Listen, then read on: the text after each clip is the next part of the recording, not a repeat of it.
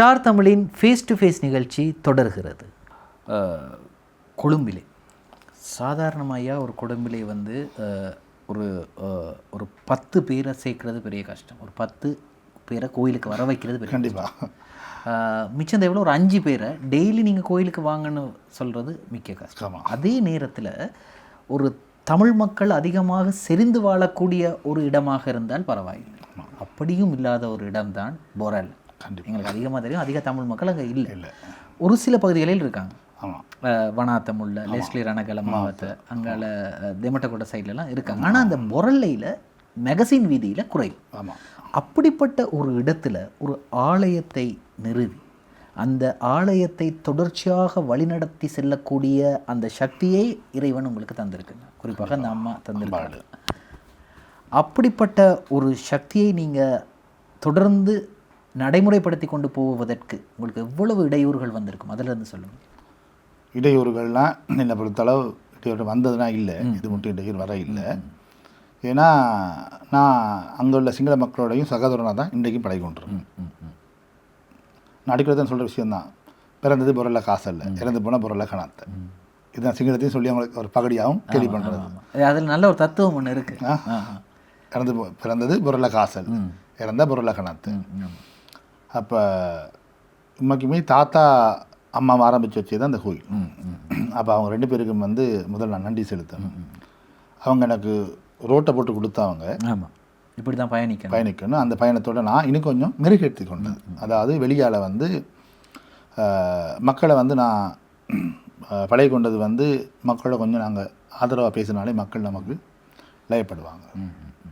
அதட்டி பேசக்கூடாது, அவங்கள ஆதரிக்கணும். அதாவது நம்ம அன்பே சிவம். அந்த அன்பு இல்லாட்டியான்னா எங்கேயும் போய் கண்டிப்பாக ஒன்றுமே செய்ய முடியாது. ஒரு கருணை, கருணை, அந்த கருணை அன்பு இது கண்டிப்பாக ஒரு குருவானவருக்கு இருக்க வேணும். நீங்கள் சொல்கிறத பார்த்து நான் கொஞ்சம் கேட்கணும், நீங்கள் என்ன சொல்ல வரீங்க. அது முதல் உங்கள் வாயை நான் மூட்டை சொன்னால் நீங்கள் திரும்பி வர மாட்டீங்க. அப்போ நான் என்ன செய்கிறது, யார் வந்தாலும் கொஞ்சம் உட்காந்து என்ன விஷயம் அம்மா, சாமியை தான் பிரச்சனை, சரி அப்போ வெள்ளிக்கிழமை தொழுதை வந்து கோயில் ஒரு விளக்கு ஏற்றுங்க, அம்பாளுக்கு அர்ச்சனை பண்ணுங்க, தொடர்ந்து வாங்க. ஒவ்வொரு நாளும் வரும்போதும் ஒவ்வொரு பிரச்சனையும் அம்பாள் தீர்த்து தருவா. அப்போ இதுக்கும் போது ஆடை இருந்தது வந்து வேறு இடத்துல தானே, சின்ன இடத்துல. அப்போ இப்போ அதாவது மணிக்கோமைய ஐயாவுடைய தாத்தா அம்மா இவங்க எல்லாம் செஞ்ச இடம் வந்து சின்ன ஒரு இடத்துல தான் இடத்துல, அந்த இடத்துல சொல்லிக்க ஆக வேண்டிய விஷயம்தான். அப்போ அது ஒரு குறுகிய இடம், அதுக்குள்ளே 2 பேர் நின்று கும்பிட. அதாவது கோயிலே வந்து அரைப்பேகஸ் கூட இல்லை, அது 2 பேர் போய் பூஜை பண்ணிக்கல. அப்போ அந்த ரோட்டில் தெருவில் தான் ஒரு மண்டப மாதிரி அமைச்சு 10 நாள் பூஜை எல்லாம் பண்ணி 1 மாதம் அப்படி அங்கே அந்த சிறிய கோயிலாக இருந்த போதிலும் கூட அதுலேயும் நீங்கள் திருவிழா நடத்தினீங்க. கிட்டத்தட்ட திருவிழா நடத்தி இப்போ ஒரு 53 வருஷம் ஆகுது. 53 வருஷம் ஆகுது. அப்போ தாத்தா பட்டம் நடத்தினது. அப்போ அதுக்கப்புறம் தான் நான் எடுத்து தொடங்கி நான் இப்போ எடுக்க துவங்கி ஒரு கிட்ட ஒரு 20-25 வருஷம் ஆகும் நான் எடுக்க துவங்கி. அப்போ இது என்னென்னு கேட்டாலும் சொன்னால், சிங்கள மக்கள் வந்து கண்டிப்பாக மிச்சம் வந்து அழைத்து ரொம்ப வாரத்துக்கு கூட. அப்போ அந்த குறுகிய இடத்துலையும் 10 நாள் அந்த தெருவை மறைக்கணும், ஒரு வாகனம் போகலாது. சுற்றி வர 2 பக்கம் சிங்கள வேடி தான். ஒரு 40 அடி டென்ட் அடித்து டென்ட்டுக்குள்ளே தான் சாமியை வச்சு மண்டபம், அது வசந்த மண்டபமாக செஞ்சு அதுக்குள்ளே பெலட் எல்லாம் போட்டு அடிக்கிற தண்ணி எல்லாம் போக வச்சு ரோட்டு இல்லை. அப்போ அந்த 10 நாளும் ஸ்பீக்கர் எல்லாம் போட்டு எல்லாம் செய்யும்போது அந்த சிங்கள மக்கள் இது மட்டும் ஒரு ஒத்துழைப்பாக இருக்காங்க தான் தவிர எனக்கு எந்த விதமான விரோதமும் அவங்க வந்தது இல்லை. இதே ஐயா இப்போ சொன்ன இதே வார்த்தைகளை நீங்கள் சகோதர சிங்கள மொழியிலையும் சொல்லுங்கள், அதாவது அந்த ஆலயத்தை பற்றியிலிருந்து சொல்லுங்கள். අපේ දේවස්ථානය ඇත්තටම බොරල්ල මැගසින් පාර්සිරි පත්තිනයම දේවස්ථානයේ ප්‍රධාන පූජක විනායකන් ස්වාමීතුමා කතා කරන්නේ. සිංහල බැතිමතුන් තමයි ඇත්තටම මට ශක්තියක් වෙන්නේ. මගේ පෙරාර කරගන්න සාර්ථක තත්ත්වය ලබලා දෙන්නේ. දෙමළ කට්ටියත් ඒ වගේම කිසිම අඩුපාඩුවකට නැහැ. නමුත් සදා මුළු ලංකාවෙම ඉන්දු තේරු පෙරාරක සදාතුක ධාතු කරඬුව ගෙනියනවා නම් ඒක මට විතරයි හිමි වෙලා තියෙන්නේ. ඒක මම වාසනාවන්තයි. සදාතුක ධාතු කරඬුව කියන්නේ බුද්ධ ආගම ඇටියට මහා ලොකු වස්තුවක්. නිකම් බුදු පිළිම ගෙනියන්නත් බෑ මාපාරේ. ඒකත් මම ඉන්දු ස්වාමි කෙනෙක්. ඒතර තුරුණුවන්ගෙන් මට ගෞරවයක් විශ්වාසයක් තියෙනවා.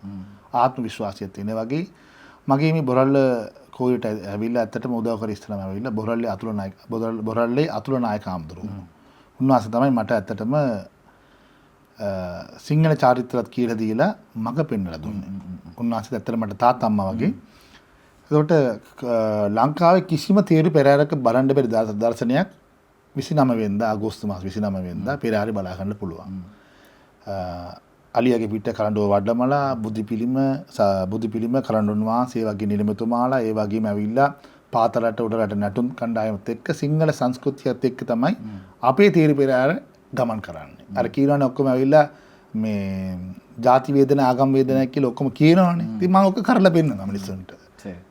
ඔක මේ සාජීවනේ කියලා කටින් කියවට වැඩක් නෑ අපේ මාත්. ඔක කරලා පෙන්නන්න ඕනේ. ඒ නිසා 26 වෙනිදාත් අවස 6ට මහා සංඝරත්නය වැඩම කරලා 15 නමක් විතර වැඩම කරලා පිරිස් සජ්ජායනා කරලා ආශිර්වාද කරනවා පෙරහැර සාර්ථක කරගන්න. ඒ වගේ මගේ පෙරහැරත් 26 වෙනිදා පටන් ගන්නෙ කිරිකල පෙරහැර. අපි දෙමළෙන් කියනවා පාල්කොණන් කියලා. ඒකත් පටන් ගන්නෙ බොරල්ලේ පන්සලක. පන්සල මුල් කරන් තමයි ඔය දේ කරන්න ඇවිල්ලා මම නම් දකින්නේ ಜಾති වේදකින් නැතුව ගමනක් යන්න පුළුවන් මම හරියට හිටියානම්. ඔබතුමා හරියට හිටියානම් ಜಾති වේද නැහැ. මේ සිංහලෙන් කියන්න ගියොත් මහා කරුණාවෙන් තමයි බුදුහාමුදුරුවෝ බලන්නේ ලෝකෙ දිහා. දෙමළෙන් කියන්න ගියොත් ඊශ්වර දිය කියන අන්වේෂියම් කියලා. ඒතකොට ಜಾති දෙකම එක ඉරණම ඔන්නද. දෙකම වෙනස් කරගන්න විදියක් නැහැ. වෙනස් කරගන්න ඕනේ අපි තමයි. අපිව. තාම අර දෙමළ සිංහලෙන් කියලා ගෝකම ඉතියේ තිබ්බා නම් ඕක අමාරුයි. මට නම් දකින්න පුළුවන් වාසනාවක් වෙන්නේ ඇත්තටම ඇවිල්ලා මට ලොකු ගමනක් යන්න ස්වාමීන් වහන්සේලා මට සත්‍යයක් වෙනවා. உண்மையில் அதே அந்த விஷயத்தை ஏன் நான் சகோதர மொழியில் நான் சொல்ல சொன்னேன் அப்படின்னு சொன்னால் இந்த நிகழ்ச்சியை பார்த்து கொண்டிருக்கக்கூடியவர்களுக்கு ஐயாவை பற்றி தெரியும். ஐயாவுடைய சகோதர சிங்கள மொழியை சேர்ந்தவர்கள் ஐயாவுடைய ஆலயத்திற்கு வந்திருப்பாங்க. கண்டிப்பாக. அப்போ அவங்க இந்த நிகழ்ச்சியை பார்க்கும்போது சில நேரம் தமிழ் மொழி தெரியாவிட்டால் இந்த ஐயாவின் அந்த ஆலயத்தை பற்றியும் கோவிலை பற்றியும் தெரிஞ்சு கொள்ளக்கூடிய வாய்ப்புகள் கிடைக்கும் என்பதற்காகத்தான் நான் சகோதர மொழி சொல்ல சொன்னேன். சரி, அப்புறம் ஐயா இப்போ இந்த 29ஆம் தேதி தேர் திருவிழா நடத்துறீங்க. அதில் வந்து யானை மீது கரண்டு புத்த பெருமானின் புனித சிலையை வைத்து அதற்கு பிறகு ஏனைய விடயங்கள் அப்போ இப்படி ஒரு தேர் வருமா?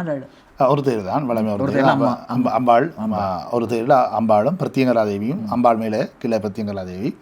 அது மட்டும் இல்லை நம்மளுடைய தமிழ் நாயன வித்வான்மார்கள் கிட்டத்தட்ட 19ஆம் தேதி வாசு சாந்தி, 20ஆம் தேதி காலையில் கணபதி ஹோமத்துடன் கொடியேற்றத்துடன் 10 நாளும் சுவாமி சுற்றி வரும். அந்த 10 நாளும் நீங்கள் வந்தாங்கன்னா ஒரு மணத்தியாலம் முடிக்கி சாமி சுற்றி வர்றதுக்கு சிங்கள சனங்கள் அவ்வளவுமே கண்டிப்பாக வந்து நீங்கள் அதை கவர் பண்ணி கொடுக்கணும். கேட்குறேன்னா சிங்கள சனங்கள் வந்து வாசலில் கும்பம் நிறைக்குடம் வச்சு 2 குத்து விளக்கு வச்சு பூமாலை எல்லாம் போட்டு அவங்க அம்பாளை வர வைப்பாங்க.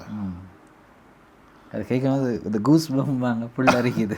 அவங்க அம்பாளை ஒரு மகாராணியாகவும் ஒரு ராணியாகவும் அந்த பொருளை காக்கக்கூடிய ஒரு மகாசக்தியாகவும் அப்போ நம்ம தமிழில் சொல்லுவோம் முத்து மாரியம்மன், சிங்களத்தை அவங்க பத்தின் தெய்யம் சொல்லி அப்போ அந்த அம்மா வாசலுக்கு வரும்போது மஞ்சள் தண்ணியெல்லாம் தெளித்து சிரட்டையெல்லாம் காட்டி ஒரு அம்மன் 10 நாளும் இந்த சிங்கள வீட்டுகளில் கும்பங்கள் தவறாது.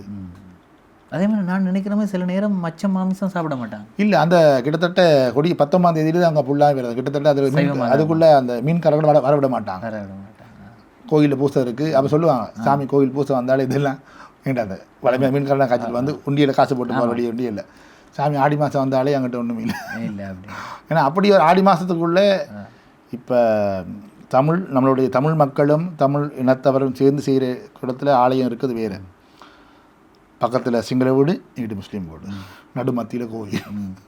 அப்போ இது ரெண்டையும் நான் சமாளிக்குவேன். அப்போ இஸ்லாம் மற்றவர்களும் உங்கள் மீது நல்ல ஒரு ஈடுபாடில் உண்மைக்குமே ஆடி மாதம் ஃபுல்லாக கஞ்சி வச்சு கொண்டு இருக்கோம். போன மாதம் 17ஆம் தேதி, இந்த மாதம் 17ஆம் தேதி மட்டும் கஞ்சி வைக்கணும். அந்த கஞ்சி பானையை களை கொடுக்குறது வந்து நம்மளுடைய இஸ்லாமிய ஆக்களை தான். சாமி என்ன குறை என்ன செய்யணும், அந்த வேலை செய்கிற மக்களுக்கு வந்து ஒரு தேநீர் சரி ஊற்றி கொடுக்குறது வந்து அந்த நம்மளுடைய இஸ்லாமிய ஆக்களும் சிங்கள ஆக்களும். அப்போ இந்த 1 மாதம் கஞ்சி கொடுக்கும்போது நான் இதை ஆடி மாதம் அவங்களுக்கு என்னென்னு தெரியாது. போன வருஷம் தான் அந்த கோயில் எடுத்தது. அப்போ ஏன் சாமி ஆடி மாதம் கஞ்சி கொடுக்கணும், நான் இது அம்பாடு விசேஷமான மாதம் அப்படி ஒரு மாதம் இருக்குதா, அது எங்களுக்கு தெரியலையே. அப்படி ஏன் அப்படி செஞ்சு கஞ்சி கொடுக்கணும். ஆனால் ஆடி மாதம் கஞ்சி கொடுத்து அவங்கள வயிற்றுல உஷ்ணங்கள் இதெல்லாம் குறையும். அது ஒரு சக்தியாக இருக்குது. அது கெமிக்கல் எல்லாம் இல்லை. தேங்காய் பூ, பாசிப்பயிர், இல்லாட்டி சவரிசி, கூழ், அது அரிசியால் அரைக்கிறோமா இந்த இப்படி குடிக்கும்போது வயிற்றில் புண்ணு எல்லாம் இவ்வளோ விஷயம் இருக்குது, மருத்துவ குணம் இவ்வளோ விஷயம் தெரியாதே சாமி. அப்போ நான் இப்போ நீ நைட்டுக்கு சாப்பிடுவியா? இல்லை இந்த கஞ்சி கொடுத்தா போதும். அது மட்டும் இல்லாமல் நோனாவாட்டு பக்கத்துலேயே இருக்குது. அதில் வேலை செய்கிறவங்க வந்து ஒரு கிட்டத்தட்ட ஒரு பெரிய ஒரு ஏத்தனத்தில் கிண்ணத்தில் கொண்டு போய் அங்கே நோனாவாட்டில் அவங்களுக்கு அந்த கஞ்சை கொடுக்குறது. கிட்டத்தட்ட ஒரு 10-15 பேரில் மட்டக்கிழப்பாக்கள் வவுனியாக்கள் அந்த ஏரியாவுக்குள்ளே கோயில் இல்லை இல்லையா, இவங்க இப்போ அந்த கோயிலுக்கு வேறு துவங்கியிருக்காங்க. நல்ல ஒரு மாற்றம். அப்போ அந்த கஞ்சி கொடுத்து ஒரு ஐஸில் இருந்த ஐஸில் கிட்டத்தட்ட ஒரு 12 வயசு ஆப்ரேஷன் பண்ண பொடியனுக்கு வந்து ரொம்ப சீரியஸ் ஆகிட்டு அவங்க இந்த அம்பாவை நினச்சி முல்லைத்தீவுல முல்லைத்தீவுலேருந்து வந்த அவங்களோட வீட்டில் மகன் வந்து போலீஸில் வேலை செய்கிறார், முல்லைத்தீவு போலீஸில். அவங்க நினைச்ச கஞ்சி எடுத்து லேசாக அப்படி அம்மா நினச்சி நாக்கில் வைக்கவும் 3 நாள் அந்த பொடியை நிரம்பி அப்புறம் கோயிலுக்கு வந்து நேர்த்தி செலுத்திட்டு போனாங்க. ஏன்னா புரல்ல கிட்ட ஆனால் மொத்தம் எடுத்தோம்னா 32 பன்சடை இருக்குது. பிஷப் ஹவுஸோட 4 சேர்ச்சி இருக்குது. ஒரே ஒரு சகோதர மதம் நம்மளோட இஸ்லாமிய மதம் ஒரு சேர்ச்சி ஒன்று இருக்குது, நோனாவாட்டோடையே இருக்குது. பள்ளிவாசல் நம்ம தேரை கேட்டோம்னா 4 இது நிப்பாட்டலாம்.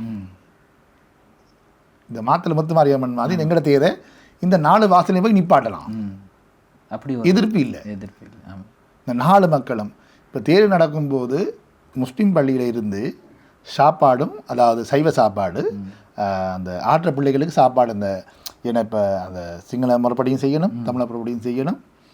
அப்போ கிட்டத்தட்ட ஒரு 500-600 பேர் ஆடுறதுக்கு டான்ஸ் ஆட வருவாங்க.